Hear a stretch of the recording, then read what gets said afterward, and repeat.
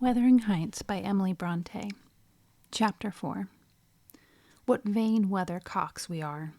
I, who had determined to hold myself independent of all social intercourse, and thanked my stars that, at length, I had lightened on a spot where it was next to impracticable, I, weak wretch, after maintaining till dusk a struggle with low spirits and solitude, was finally compelled to strike my colors, and under pretense of gaining information concerning the necessities of my establishment, I desired Mrs. Dean, when she brought in supper, to sit down while I ate it, hoping sincerely she would prove a regular gossip, and either rouse me to animation or lull me to sleep by her talk.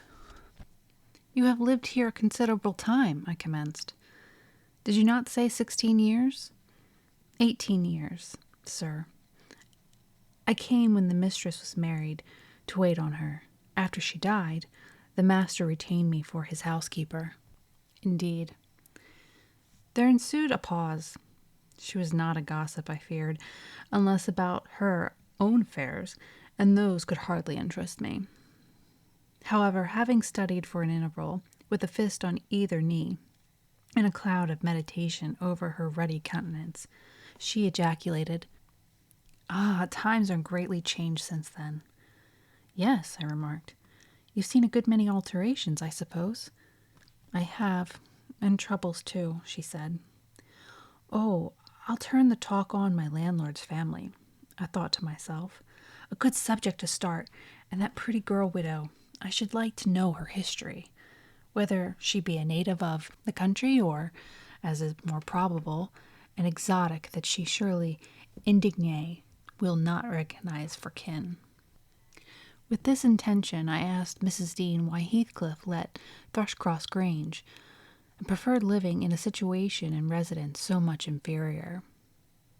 "Is he not enough to keep the estate in good order?" I inquired. "Rich, sir," she returned.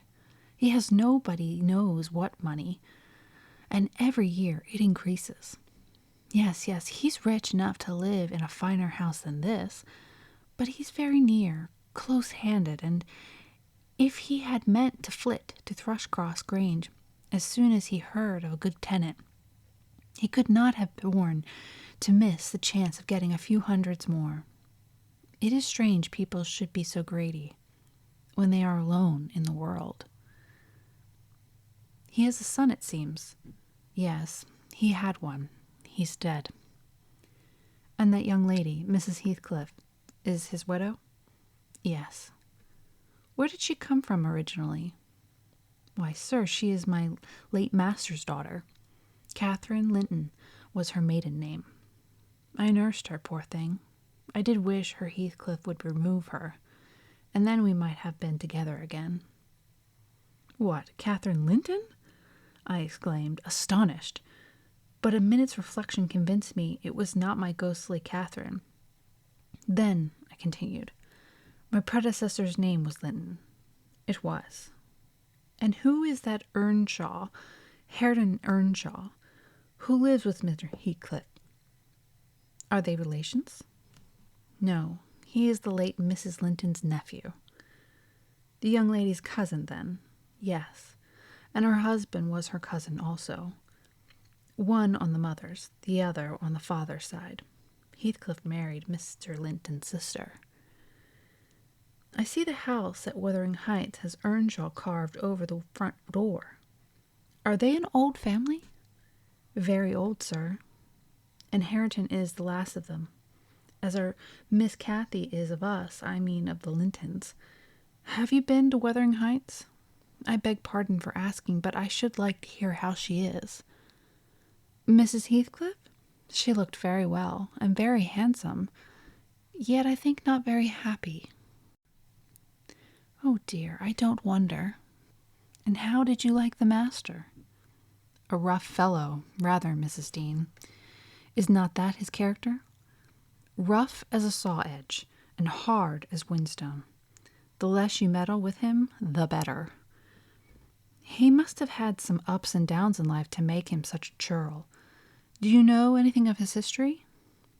"It's a cuckoo's, sir. I know all about it, except where he was born and who were his parents and how he got his money at first. And Hareton has been cast out like an unfledged dunnock. The unfortunate lad is the only one in all this parish that does not guess how he has been cheated. Well, Mrs. Dean, it will be a charitable deed to tell me something of my neighbors. I feel I shall not rest if I go to bed. So be good enough to sit and chat an hour.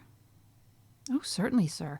I'll just fetch a little sewing, and then I'll sit as long as you please. But you've caught a cold. I saw you shivering, and you must have some gruel to drive it out. The worthy woman bustled off, and I crouched nearer the fire. My head felt hot, and the rest of me chill. Moreover, I was excited almost to a pitch of foolishness through my nerves and brain. This caused me to feel not uncomfortable, but rather fearful, as I am still of serious effects from the incidents of the today and yesterday. She returned presently, bringing a smoking basin and a basket of work, and having placed the former on the hob, drew in her seat, evidently pleased to find me so companionable. Before I came to live here, she commenced, waiting no further invitation to her story. I was almost always at Wuthering Heights, because my mother had nursed Mr. Hindley Earnshaw, that was Hareton's father, and I got used to playing with the children. I ran errands, too, and helped to make hay and hung about the farm ready for anything that anybody would set me to. One fine summer morning, it was the beginning of harvest, I remember, Mr. Earnshaw, the old master, came downstairs, dressed for a journey, and after he had told Joseph what was to be done during the day, he turned to Hindley and Cathy and me, for I sat eating my porridge with them, and he said, speaking to his son, "Now, my bonny man, I'm going to Liverpool today. What shall I bring you?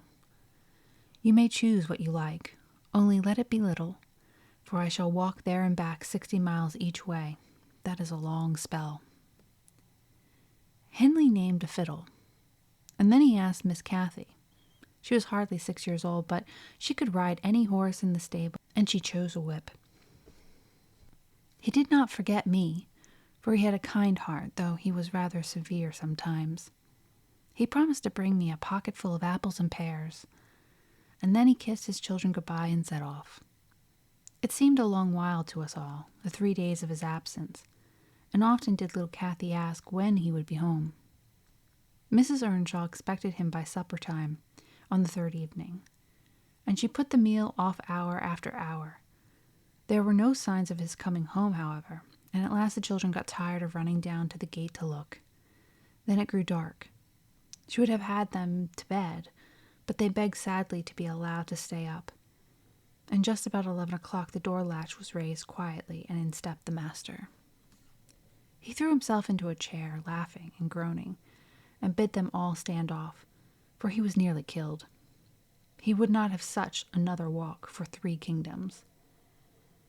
And at the end of it, to be flighted to death, he said, opening his green coat, which he held bundled up in his arms. "See here, wife, I was never so beaten with anything in my life. But you must even take it as a gift of God, though it's the dark, almost as if it came from the devil." We crowded round, and over Miss Cathy's head I had peep at a dirty, ragged, black-haired child, big enough both to walk and talk. Indeed, its face looked older than Catherine's, yet when it was set on its feet, it only started round and repeated over and over again some gibberish that nobody could understand. I was frightened, and Mrs. Earnshaw was ready to fling it out of doors. She did fly up, asking how he could fashion to bring that gypsy brat into her house, and when they had their own bears to feed and fend for, what he meant to do with it, and whether he were mad. The master tried to explain the matter, but he really was half dead with fatigue, and all that I could make out amongst her scolding was a tale of his seeing it starving and houseless and as good as dumb in the streets of Liverpool, where he picked it up and inquired for its owner. Not a soul knew to whom it belonged, he said, and his money and time being both limited, he thought it better to take it home with him at once than run into vain expenses there, because he was determined he would not leave it as he found it. Well, the conclusion was that my mistress grumbled herself calm, and Mr. Earnshaw told me to wash it and give it clean things and let it sleep with the children. Hindley and Cathy contented themselves with looking and listening till peace was restored. Then both began searching their father's pockets for the presents he had promised them. The former was a boy of 14, but when he drew out what had been a fiddle, crushed to morsels in the great coat, he blubbered aloud. And Cathy, when she learnt the master had lost her whip in attending on the stranger, showed her humor by grinning and spitting at the stupid little thing, earning for her pains a sound blow from her father to teach her cleaner manners. They entirely refused to have it in bed with them, or even in their room, and had no more sense, so I put it on the landing of the stairs, hoping it might be gone by the morrow.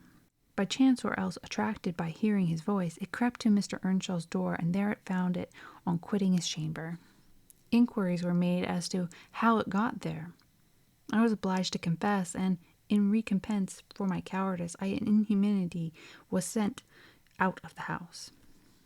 This was Heathcliff's first introduction to the family. On coming back a few days afterwards, for I did not consider my banishment perpetual, I found that they had christened him Heathcliff. It was the name of a son who died in childhood, and it was served him ever since, both for the Christian and surname. Miss Cathy and he were now thick as thieves, but Hindley hated him, and to say the truth, I did the same, and we plagued and went on with him shamefully. For I wasn't reasonable enough to feel my injustice, and the mistress that never put in a word on his behalf when she saw him wronged. He seemed a sullen, patient child, hardened perhaps to the ill treatment. He would stand Hindley's blows without winking or shedding a tear, and my pinches moved him only to draw in a breath and open his eyes as if he had hurt himself by accident, and nobody was to blame. This endurance made old Earnshaw furious when he discovered his son persecuting the poor, fatherless child, as he called him. He took to Heathcliff strangely, believing all he said. For that matter, he said precious little, and generally the truth, and petting him up far above Cathy, who was too mischievous and wayward for a favorite. So from the very beginning he bred bad feelings in the house, and at Mrs. Earnshaw's death, which happened in less than 2 years after, the young master had learned to regard his father as an oppressor rather than a friend, and Heathcliff as a usurper of his parents' affections and his privileges, and he grew bitter with brooding over these injuries. I sympathized a while, but when the children fell ill of a measles and I had to tend to them and take on me the cares of a woman at once, I changed my ideas. Heathcliff was dangerously sick, and while he lay at the worst, he would have me constantly by his pillow. I suppose he felt I did a good deed for him, and he hadn't wit to guess that I was compelled to do it. However, I will say this. He was the quietest child that ever nurse watched over. The difference between him and the others forced me to be less partial. Cathy and her brother harassed me terribly. He was as uncomplaining as a lamb, though hardness, not gentleness, made him give little trouble. He got through, and the doctor affirmed it was in great measure owing to me, and praised me for my care. He was vain in his commendations, and softened towards the being by whose means I earned them, and thus Hindley lost his last ally. Still, I couldn't dote on Heathcliff, and I wondered often what my master saw to admire so much in the sullen boy who never, to my recollection, repaid his indulgence by any sign of gratitude. He was not insolent to his benefactor. He was simply insensible, though knowing perfectly the hold he had on his heart, and conscious he had only to speak, and all the house would be obliged to bend to his wishes. As an instance, I remember Mr. Earnshaw once bought a couple of colts at the parish fair, and gave the lads each one. Heathcliff took the handsomest, but it soon fell lame, and when he discovered it, he said to Hindley, "You must exchange horses with me. I don't like mine, and if you won't, I shall tell your father of the 3 thrashings you've given me this week, and show him my arm, which is black to the shoulder." Hindley put out his tongue and cuffed him over the ears. "You'd better do it at once," he persisted, escaping to the porch. They were in the stable. "You will have to, and if I speak of these blows, you'll get them again with interest." "Off, dog!" cried Hindley, threatening him with an iron weight used to weighing potatoes and hay. "Throw it," he replied, standing still, "and then I'll tell how you boasted that you would turn me out of doors as soon as he died, and see whether he will not turn out you directly." Hindley threw it, hitting him on the breast, and down he fell, but staggered up immediately. Breathless and white, he would have gone just as to the master and got full revenge by letting his condition plead for him, intimating who had caused it. "Take my colt, gypsy, then," said young Earnshaw, "and I pray that he may break your neck. Take him, and be damned, you beggarly interloper, and wheedle my father out of all he has. Only afterward show him what you are, imp of Satan, and take that. I hope he'll kick out your brains." Heathcliff had gone to loose the beast and shift to his own stall. He was passing behind it when Hindley finished his speech by knocking him under his feet, and without stopping to examine whether his hopes were fulfilled, ran away as fast as he could. I was surprised to witness how coolly the child gathered himself up, and went on with his intention, exchanging saddles and all, and then sitting down on a bundle of hay to overcome the qualm which the violent blow occasioned before he entered the house. I persuaded him easily to let me lay the blame of his bruises on the horse. He minded little what tale was told, since he had what he wanted. He complained so seldom indeed of such stirs as these, that I really thought him not vindictive. I was deceived completely, as you will hear.